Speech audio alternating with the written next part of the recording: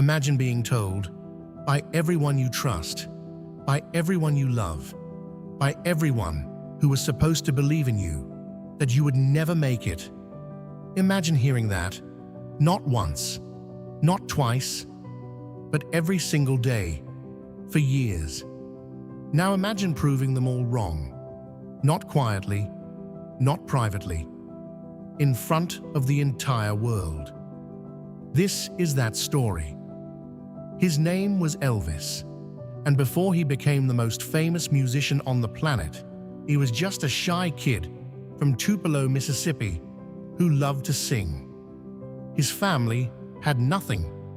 His father had been to prison. His mother worked long hours just to survive. They lived in a tiny house, in a neighborhood where dreams went to die. But Elvis had a voice. And more than that, Elvis had a feeling that music was the only language he truly spoke. At 15, Elvis walked into his school talent show. He stood on that stage in front of his entire school and sang. The reaction was not what he hoped for. Some students laughed. Some looked confused. His own music teacher pulled him aside afterwards and told him, "You have no talent for singing. You should focus on something else." Elvis went home that night and said nothing to his mother. He just went to his room and sang. At 17, he auditioned for a local vocal quartet. They turned him down. "Sorry," they said, "you can't sing." At 18, he walked into Sun's studio in Memphis, a tiny recording studio. He paid $4 to record 2 songs as a gift for his mother. The studio manager heard him and told his assistant, "The boy has nothing special.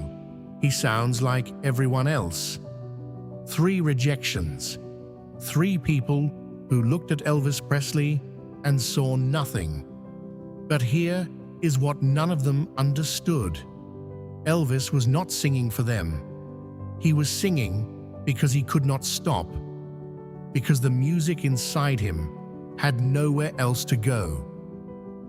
A year later, Elvis walked back into Sun's studio. This time, something was different. He started playing around with a song. Loose, playful, free. The producer stopped everything. "What was that?" he said. "Do that again." Elvis did it again. They recorded it that night. The song was called "That's All Right." The producer sent it to a local radio station. The DJ played it once. The phone lines exploded. People called in asking, "Who is this? Where did he come from? Play it again." The DJ played it 14 times in a single night. Within a year, Elvis was performing to sold-out crowds. Within 2 years, he was on national television. Within 3 years, he was the most famous person in America. Within 5 years, the whole world knew his name. Years later, someone asked Elvis about his music teacher, the one who told him he had no talent. Elvis smiled and said, "I felt sorry for her, not because she was wrong about me, but because she had stopped believing that people could surprise her." Here is what Elvis taught me. The people who doubt you are not your enemies. They are just people who have never seen anything like you before. And that is your advantage. When nobody believes in you, you have nothing to lose. No expectations to meet, no image to protect, no one to disappoint. Just you, and the thing you cannot stop doing. Elvis didn't become Elvis because the world believed in him. He became Elvis because he believed in himself when nobody else did. So whoever told you no, whoever laughed, whoever said you weren't good enough, Let them. Because the world has a way of changing its mind. And when it does it loudly. Subscribe.